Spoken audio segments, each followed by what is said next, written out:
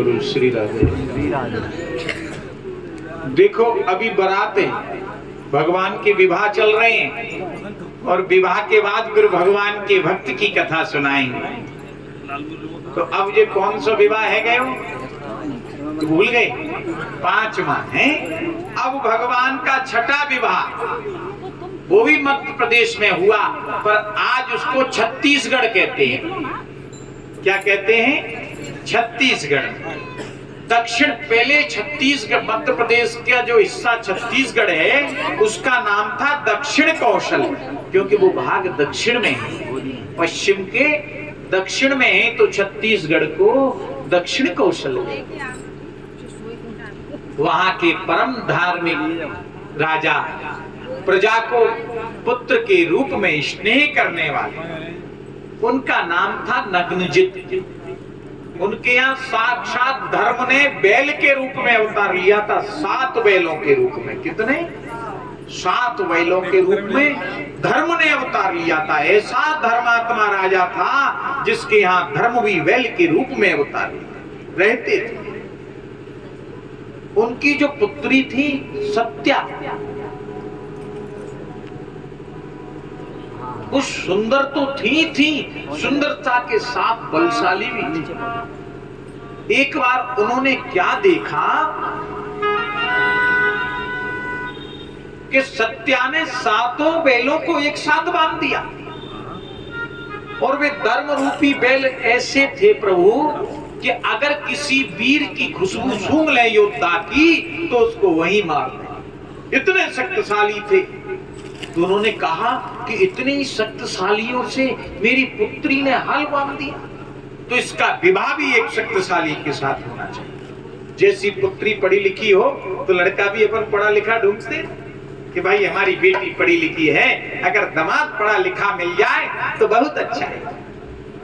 पुत्री डॉक्टर हो तो डॉक्टर ढूंढे, वकील हो तो वकील ढूंढे, मतलब उसके समकक्ष ही हो। तो जब पुत्री ने 7 धर्म रूपी बैलों को एक राशि में बांध दिया, तो फिर पति भी इतना वीर होना चाहिए जो इन बशवों को एक साथ नथ सके। तो उन्होंने ढिंडोरी पिटवा दी, जो एक साथ इन बसों की नथनी लगा देगा, नाक को छेद देगा, राशि लगा देगा इसमें, उसके साथ में अपनी पुत्री सत्या का विवाह करेगा। बड़े बड़े राजा आए, बड़े बड़े वीर योद्धा इस भूमंडल के आए हैं, सब कुछ तो मारे गए, कुछ घायल हो गए, किसी ने अपना हाथ पे टुरवा लिया। भगवान मेरा गोविंद द्वारकाधीश भी वहां था, द्वारकाधीश वहां थे, पर वो गए नहीं। तब राजन ने कहा, नग्नजित ने, आज क्या पृथ्वी वीरों से सूनी हो गई? कोई ऐसा वीर नहीं बचा जो मेरी पुत्री का वरण कर सके।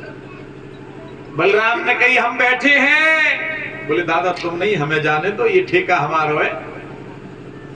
भगवान ने कि विवाह हमारा होना है, हमारा पहले ही बड़ो भैया पहले कूद रहे है। तो उन्होंने रुक जाओ, देखो सबसे पहले कृष्ण के विवाह हुआ, बाबा को ब्याह तो दादा को बाद में भयो, बलराम का विवाह बाद में हुआ। क्यों हुआ? क्योंकि उनके लायक कन्या कोई बनी नहीं थी। जब वर लायक कन्या नहीं हो तो वर कैसे विवाह करे? उनका विवाह महाराज रेवत की पुत्री से हुआ, और वो सूरकुल के, और कहां चंद्रकुल आ गया, कहां सूरकुल की, और वो भी बहुत बड़ी। सतयुग की लंबाई होती ना, कलयुग में मनुष्य की लंबाई 7 फुट 6 फुट, कोई एक आध तुम्हें 8-9 फुट का मिल जाएगा, और कलयुग का जब दूसरा चरण आएगा तो लंबाई और घट जाएगी, और तीसरा आएगा तो और घट जाएगी। उसी प्रकार सतयुग में मनुष्य की लंबाई 18-19 फुट होती थी त्रेता में। अब पत्नी तो इतनी ऊंची, और पति हो गए नेक 100 तो वे संग कहूं घूमने जाए तो क्या होएगा बेचारे, हंसी होगी। तो बलराम बहुत ऊंचे, तो कन्या भी तो ऊंची चाहिए। अब कन्हैया हमारा नेक 100 तो बाकी सब नेक सीसी मिल गई, बधू बराबर हो, ऐसी तो हो, कहीं ले जाओ तो सब कहें कि हाँ जोड़ी बहुत बढ़िया है। तो आज ठाकुर जी के विवाह की तैयारी, भैया मैं जाता हूं आप मत जाओ, बड़े के अरे छोटे के होते बड़ा जाएगा तो अच्छा नहीं लगेगा। मेरे गोविंद आज उस धर्म तल में कूद गए हैं और एक रास से उन 7 धर्म रूपी बैलों को नच दिया है। बैलों ने अपने चरण आज अपने मुंह को मेरे गोविंद के चरणों में रख दिया, साष्टांग प्रणाम किया है। धर्मम कम शरणम गतः, धर्म तो मेरे गोविंद की शरण में है। धर्मम कम शरणम गतः, धर्म मेरे नारायण की शरण में है। बोलो द्वारकाधीश भगवान की। उनका सत्या के साथ विवाह हुआ। अब बारात लेके चलते हैं हम केरल। एक कौन मेरे ठाकुर जी ने ना छोड़ा। अब हमारी बारात कहां मेरे गोविंद की जाती है? केरल। केरल के जो नरेश थे दृष्टकीर्ति, उनका विवाह वसुदेव की बहन श्रुतकीर्ति से हुआ था। इनसे हुआ था वसुदेव की बहन श्रुतकीर्ति से। ऐसा कहा गया है कि अगर वर अच्छा हो, कन्या वरण योग्य हो, तो कहीं का भी हो, अपनी कन्या का उससे विवाह कर देना चाहिए। ये नहीं देखना चाहिए अरे हमारी गंगा पार छोरी ना दे में, अरे हमारी पछा में ना दे में, पछा वारों के हमारी पूरब में ना दे में, पूरब वारों के हमारी भाना दे में। अरे जहां लड़का अच्छा मिले वहां विवाह कर देना चाहिए। इसमें पूरब पश्चिम उत्तर दक्षिण क्या लाया है? तो सब राम का। के पूरब वारे को मोटेड़ो होवे, के पछा वारे को नीलो होवे, सबका चेहरा वही है, सबकी आकृति वही है, सबकी सुंदरता ही वही है। इन झंझटों में मत पड़ो, गया जमाना है। अब तो ये देखो कि मेरी पुत्री के लिए कौन सा वर श्रेष्ठ है और मेरी पुत्री कहां जाकर सुखी रहेगी, उसको अपनी पुत्री का विवाह कर दो कि इस घर में मेरी कन्या सुखी रहे। ये भूल जाओ, इसमें सुख नहीं मिलता, दुख मिलता है। अब पूरब में कोई अच्छा ना मिलो तब विवाह करना पड़ेगा, और बेटी कष्ट में रही तो ध्यान रखो, जिसके पुत्री होती है उसकी स्वर्ग की टिकट पक्की। पुत्री धर्म का कारक है, जिसके बेटी नहीं होगी वो धर्म नहीं कर सकता।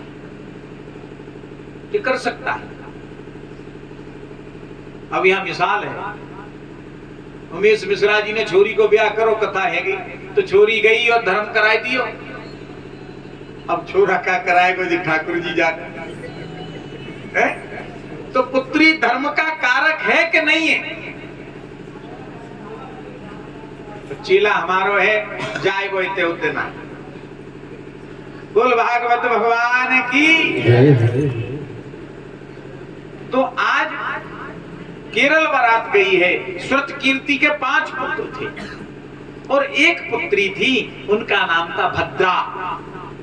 इतनी शक्तिशाली थी और उनके जीवन में सौभाग्य योग था।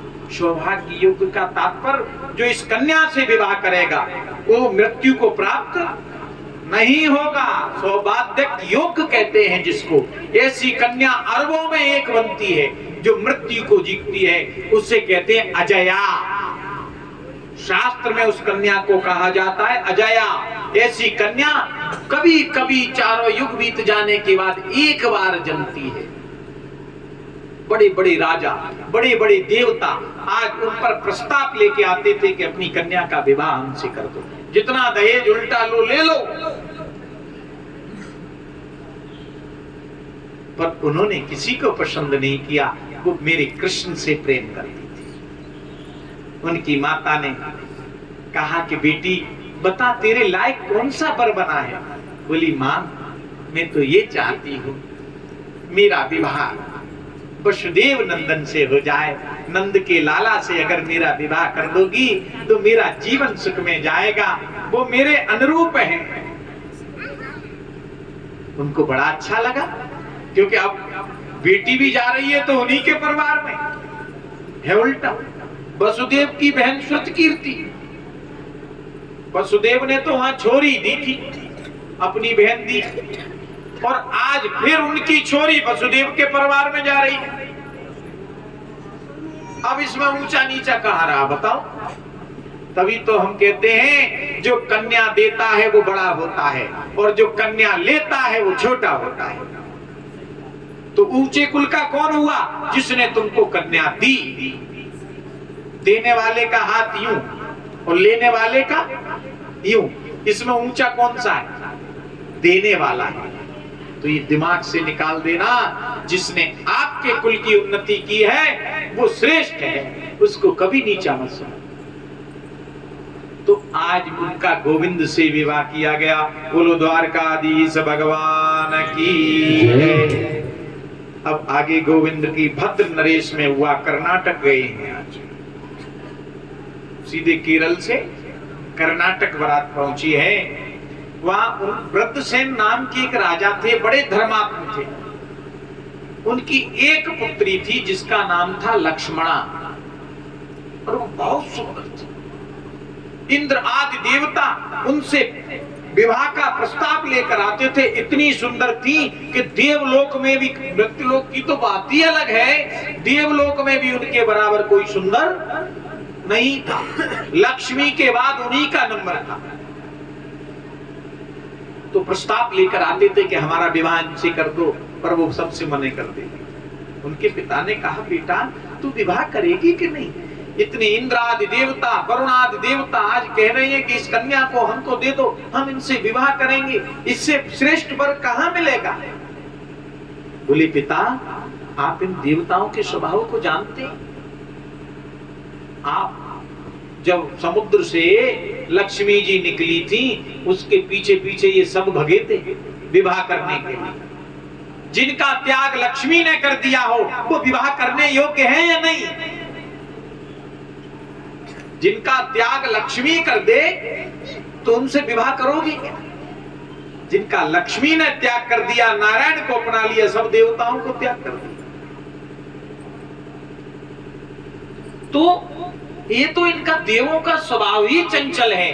देवों में एक ही देव अच्छा है, त्रिदेव, जो एक रूप में होकर तीन रूपों में विभाजन हुए हैं। इन त्रिदेवों से श्रेष्ठ कोई संसार में नहीं है। और उसमें मैं जो प्रेम करती हूँ वो मैं नंद के लाला से करती हूँ। अगर मेरा विवाह नंद के लाला से हो जाए तो इससे श्रेष्ठ क्या बात है? तुमने की देख बेटा, हमारा कुल में नाम है, तेरी इच्छा पूरी करेंगे, पर हम नंद के लाला का कौशल भी देखेंगे।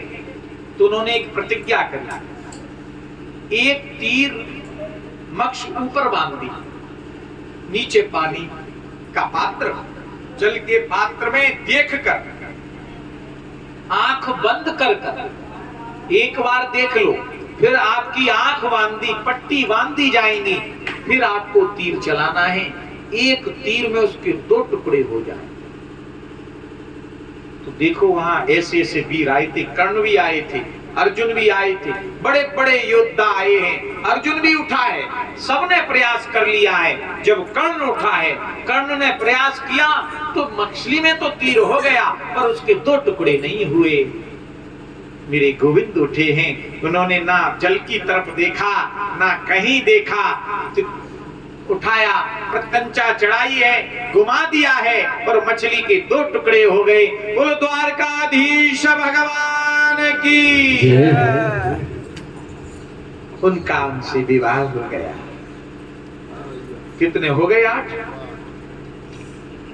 अब इकट्ठे सुना दें एक साथ। अरे बहुत दिन हो जाएंगे इतने विवाह में, उनने करे ही इतने। हाँ, अब भगवान ने एक व्योमासुर नामक दैत्य था, वो पृथ्वी का पुत्र था। किनका था? तो आज व्योमासुर के उद्धार के लिए, व्योमासुर ऐसा असुर था, उसने एक यज्ञ का अनुष्ठान किया था कि मैं 16,108 जब कन्याएं हो जाएंगी, कुंवारी कन्याएं, तो मैं उनका वध कर मां चंडी को प्रसन्न कर ऐसा यज्ञ करूंगा जिससे मुझे मृत्यु प्राप्त ना हो। मृत्यु को जीतने के लिए उन्होंने कन्याओं का हरण किया और उसकी जो राजधानी थी प्राज्ञ ज्योतिषपुर, और वो शिव जी का परम भक्त था। इनका था शिव जी का परम भक्त था। उसका जो मुर नामक मंत्री था वो शेषनाग जैसे 5 मुख होते हैं वैसा ही शक्तिशाली था।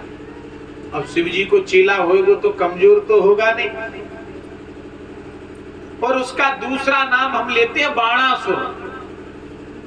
उसी व्योमासुर को बाणासुर कहते हैं। उसकी सहस्त्र भुजाएं थी। बाणासुर 1000 भुजाएं कितनी थी? 1000 तो भुजाएं थी उसकी, और इतना शक्तिशाली था। अब उसने क्या किया, तो गोविंद ने उसके उद्धार के कारण आज सत्यभामा को साथ ले गए हैं। किनको ले गए हैं? सत्यभामा को।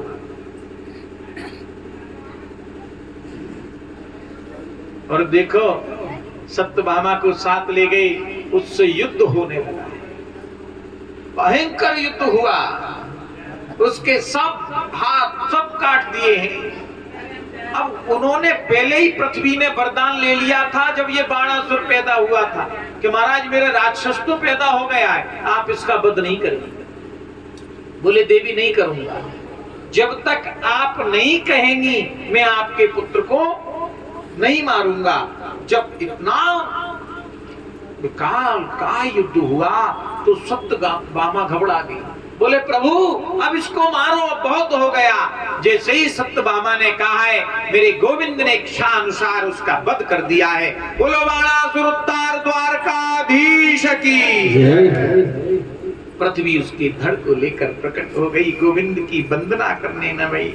नमस्ते देव देवेशम शंख चक्र गदाधरम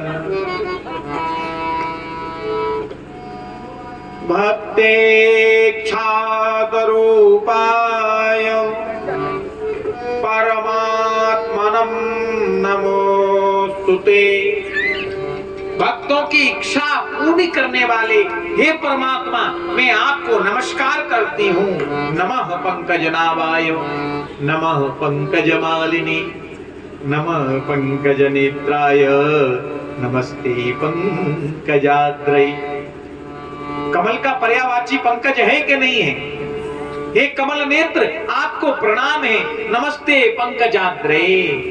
हे कमल नयन आपको प्रणाम है। आज स्तुति कर रही है माता पृथ्वी, प्रकट हो गई है भू से उसके अपने पुत्र के धड़ को लेकर, और भगवान से कहती है गोविंद नमो भगवते तुभ्यं वासुदेव विष्णवे।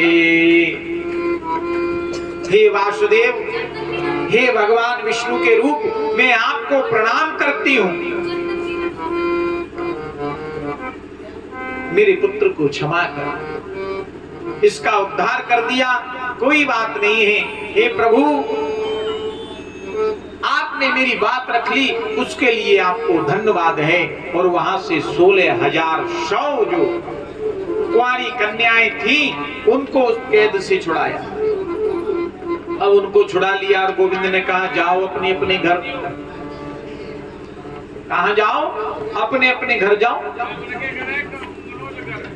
मनोज के चले जाओ,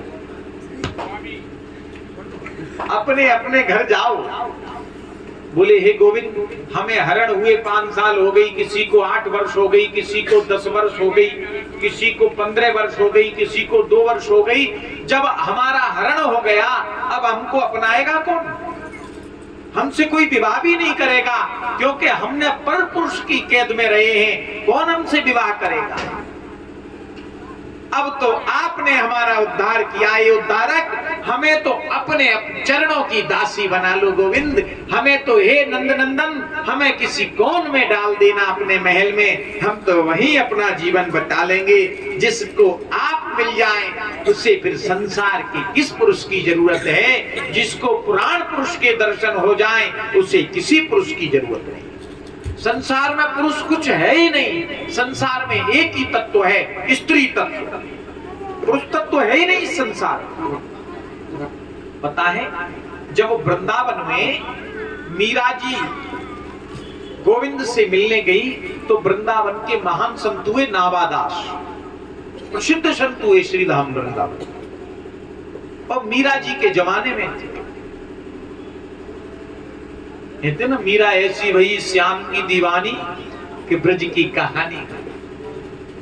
मीरा एक ऐसी थी जो सशरीर मेरे बिहारी जी के चरणों में समाई है, पूरे शरीर से। ऐसा ऐसा देहधारी जीव है, नहीं तो इस देह को छोड़ना पड़ता है जब जाना पड़ता है, पर वो देह सहित मेरे गोविंद के चरणों में समाई है। अगर आप चाहो तो आप भी कर सकते हो, पर हम पत्नी नहीं करते। इस संसार के बंधन में इतने फंस गए हैं कि उस प्राण पुरुष को भूल गए। जब नरसिंह भगवान ने हिरण्यकश्यपु का वध किया था ना, तो प्रहलाद ने कहा, हे पिता, हे गुरु मेरे पिता ने आपसे जानबूझकर अपराध किया है, तो इनको क्षमा कर देना, इनको अपने लोक में स्थान दे देना। बोलते हैं आपने संसार इतना सुंदर बना रखा है कि लोग इस संसार में फंस जाते हैं और आपको भूल जाते हैं। इसमें दोष आपका है, मेरे पिता का दोष नहीं है। बोले पुत्र, मैंने ये संसार अपने पुत्रों के लिए बनाया कि उनका इस संसार में मन नहीं लगेगा, उनका साथ देने वाला एक चाहिए, तो मैंने मां बनाई। मैंने उसको एक साथ देने वाला पिता की रचना की। जब देखा कि ये दो भी इसको पर्याप्त नहीं है, तो मैंने उसके साथ देने वाली एक स्त्री को जन्म दिया जो उसकी अर्धांगिनी है, और उसका समय नहीं पास होगा तो उसको पुत्र पौत्रादिक भाई बहन आदि संबंध बनाए। अब मुझे क्या मालूम था कि मेरा पुत्र इन संबंधों में इतना फंस जाएगा कि मुझे ही भूल जाएगा। इसका प्रैक्टिकल कभी कर लेना, आपका बेटा हो या पोता हो, और उसको कोई नई साइकिल ला देना। वो आपसे बहुत प्रेम करता हो, आपके बिना रह नहीं सकता हो, और उसको वो नई साइकिल दे देना, और फिर उसको आवाज देना, लल्ला आ, वो नहीं आएगा। बार बार उसको बुलाना, वो आपकी बात सुनेगा ही नहीं। उसका मन उस नई साइकिल में लग जाएगा, उस नए खिलौने में लग जाएगा। फिर वो आपकी तरफ देखेगा कि देखेगा। ये तो प्रैक्टिकल है, सभी लोगों ने कर लिया होगा। उसी प्रकार हमारे पिता ने हमारे लिए माता पिता पुत्र बंधु बहन ये सब खिलौने बनाए हमें खेलने के लिए। ये माटी के खिलौने हैं, इसमें जो जीव तत्व है वो परम तत्व का है। ये माटी जब ये तत्व निकलता है तो मिट्टी बोल सकती है, घंटे 2 घंटे में बदबू निकलती है इस शरीर से। जिसमें खुशबू है उसमें ये परम तत्व निकल जाए तो इसमें बदबू के सिवा कुछ नहीं रहता। तो उस परमात्मा को मत भूलो। हम आप सब गर्व में स्तुति करके आए उस परम पुरुष से। हे गोविंद, हमको इस गर्भ से निकाल दे, इस नरक में से। तेरा निकलते ही भजन करेंगे, तेरे संसार की माया में नहीं फंसेंगे प्रभु। हम बेटी पुत्र पत्नी किसी के चक्कर में नहीं फंसेंगे। अगर फंस भी जाएंगे तो तेरा भजन नित्य करते रहेंगे। पर हम ये बात भूल गए, जो वचन देके आए वो वचन हमारा साथ भूल गए। पर मैं कहता हूं अभी भी समय है, भूल गए तो कोई बात नहीं। हमने आपको बता दिया, याद दिला दिया, अब याद कर लो। एक घड़ी आधी घड़ी भगवान का ध्यान जरूर करो, तभी ये तुम्हारी देह पूर्ण होगी। नहीं तो आपकी देह में और पशु की देह में कोई फर्क नहीं। मनुष्य के अंदर दया है, जब मनुष्य दया का ही त्याग कर देगा तो पशु में क्या बचेगा। मनुष्य और पशु में कोई अंतर नहीं रहेगा। बोलो द्वारकाधीश की। कैसी लागी लगन मेरा हो गई मगन वो तो गली गली हरि गुण गाने लगी, ऐसी लागी लगन मेरा हो गई।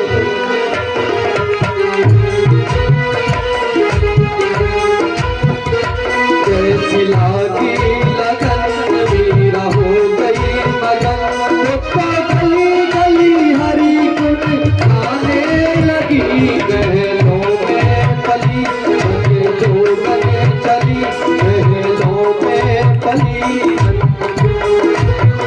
मीरा रानी दीवानी गाने लगी, जैसे आगे मीरा हो गई।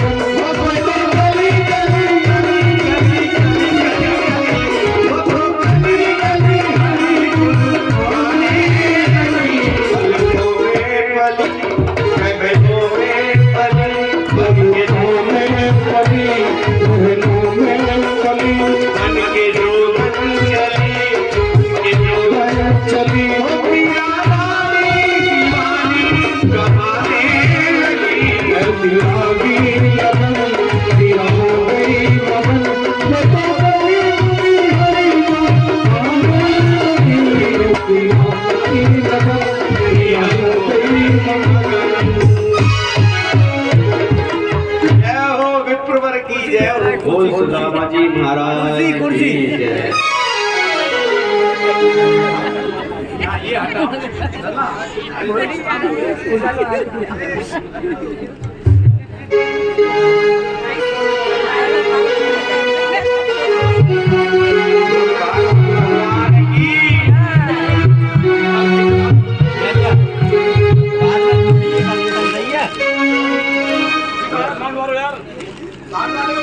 भगवान चापि चत्वाशं